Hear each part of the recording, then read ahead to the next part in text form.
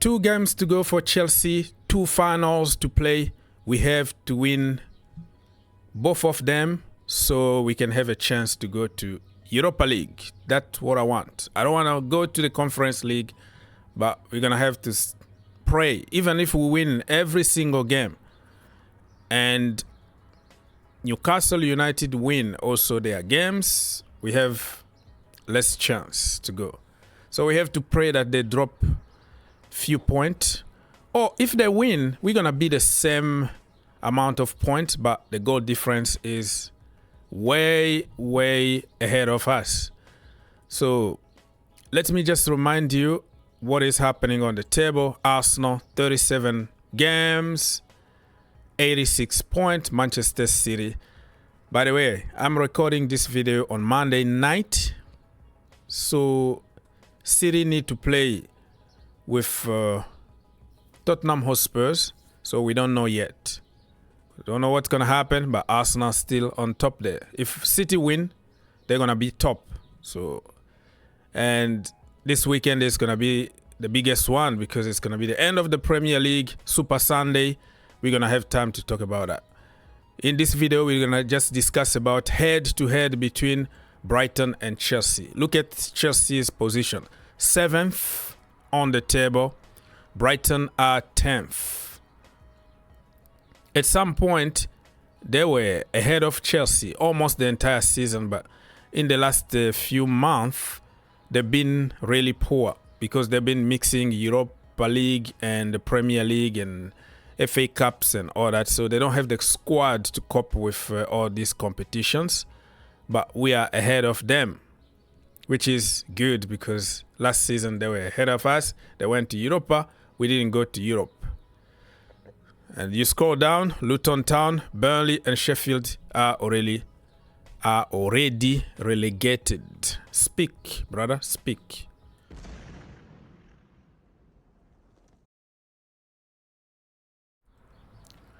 Let's continue. Don't forget to like, subscribe, and share if you want to help the channel. At the end of the season, all I'm asking you is to like and subscribe. Simple, right? 1 second. Anyways, my people, let's continue. Head-to-head between the two teams. The game is going to be on Wednesday, May the 15th, 2024. The kickoff is 2:45 Eastern Time. If you are in the US, the game is going to be on Peacock. Okay? So you need your Peacock service ready for Wednesday final. I call it final because it's a final. The two squad, we can't really compare. Our squad, pretty expensive. Brighton got a normal squad. They don't spend too much money. They develop players and they sell to Chelsea for hundreds of millions. In their team, you can tell they have also some Chelsea players like Tariq Lamptey and also Billy Gilmour. And in the Chelsea team, Levi Colwill was there on loan. Of course, he's back at Chelsea.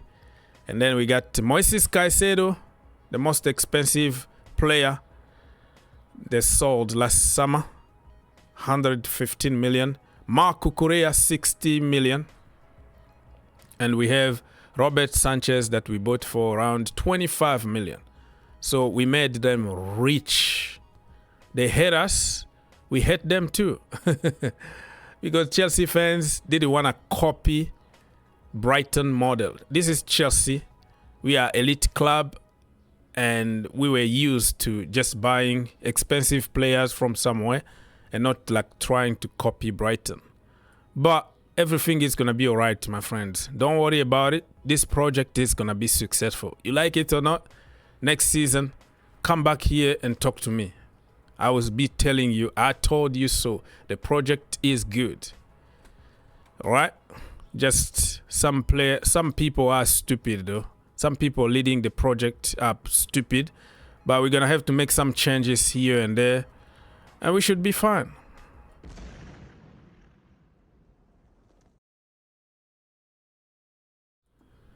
Okay, let's continue my head-to-head comparison between the two teams here to see what's been happening. So head-to-head, recent meetings. Let's start by the bottom one. For the last 5 meetings between the two teams. December 2022, Brighton 1, Chelsea 1. It was at Stamford Bridge. And 1-1 between the two teams. It was January 2022. It was Amex Stadium, Brighton.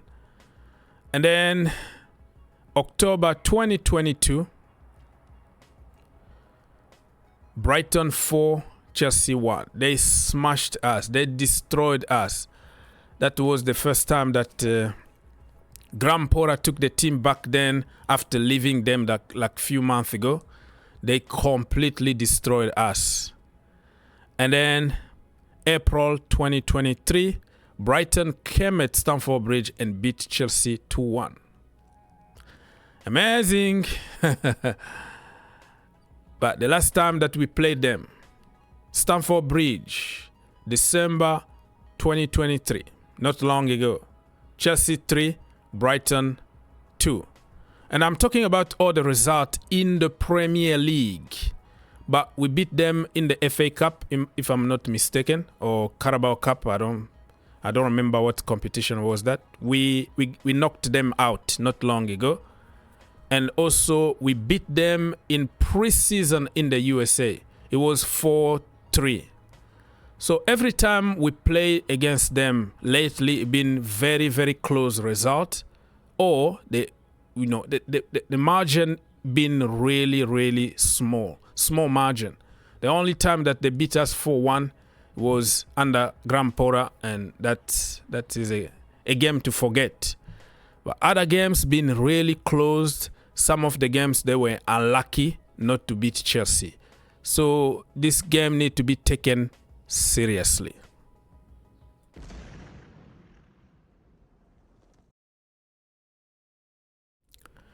Form guide.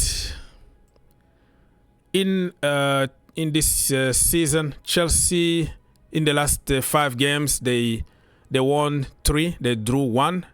They lost 1 game against Arsenal 5-0. The draw was against Aston Villa 2-2, but we could have won that game. It was the VAR and the referees decided not to give us a 3 point. And for Brighton, they've been really struggling. Look at that. 2 losses, 2 draws, only 1 win against Aston Villa 1-0. They can't score goals at the moment. They are really struggling. But I hope that Charity FC doesn't activate on Wednesday, because when a team is struggling like this, all you have to do is play Chelsea and then get your mojo back. Don't be surprised to see them, like prime Barcelona, because it's Chelsea. So they are 10th on the table. We are 7th. We won 16 games this season. They won 12. We drew 9. They drew 12. Some other statistics if you want. Goals. Cole Palmer 21. Joao Pedro 9 goals for them. Assist. Pascal Gross with 10. Cole Palmer 10. Conor Gallagher 7. When it comes to tackles, Moises Caicedo is leading between the two teams. 84 for Caicedo. 83 for Gallagher. Pascal Gross, 68 tackles. So you see here that there is not a big difference, but I think on paper we still have more quality to beat them, in my humble opinion. But Charity FC, I hope it's not going to be activated on Wednesday.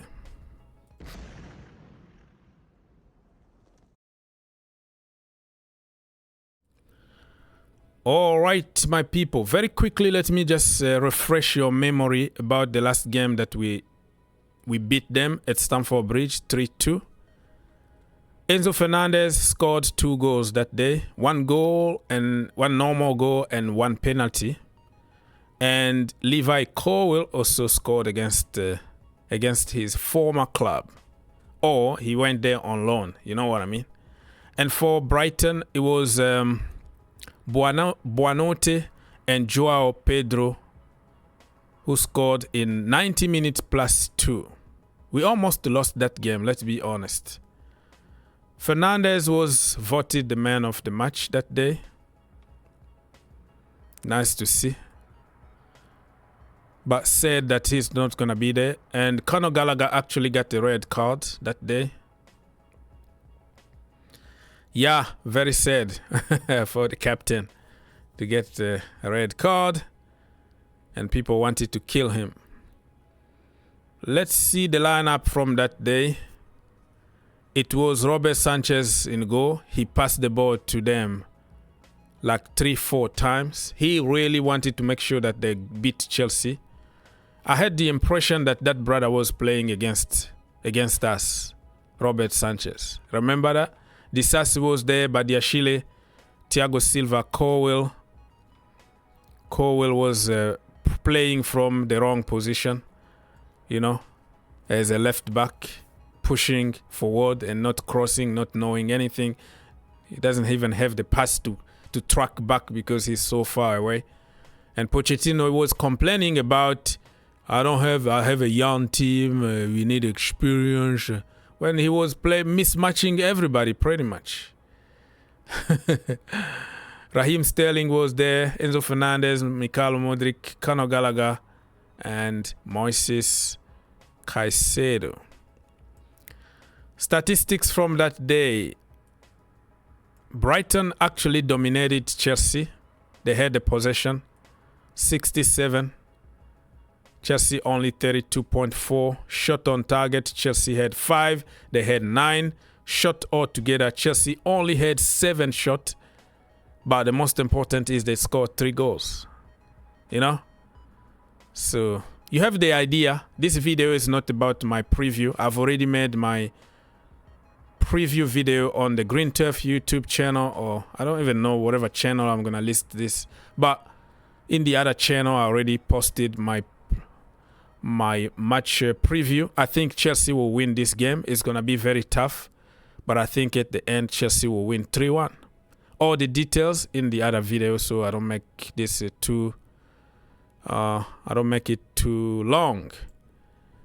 Let me know what you think about the game, and this could be an audition for De Zerbi because he's been linked with Chelsea. I don't think they're gonna sack Pochettino though, and I'm not too sure about De Zerbi. I'm not convinced yet. I think he got a lot of credit because of somebody's hard work. Graham Potter built a great team, and he came out of the blue to take all the credit. But the guy who really built the team was Graham Potter. You like it or not, that is the reality. You're not gonna admit it because somehow people hate Graham Potter, but that guy is a builder. He can build a team, just like Pochettino is a builder, but probably not a winner. Can you see the difference? Building a team is completely different than winning games.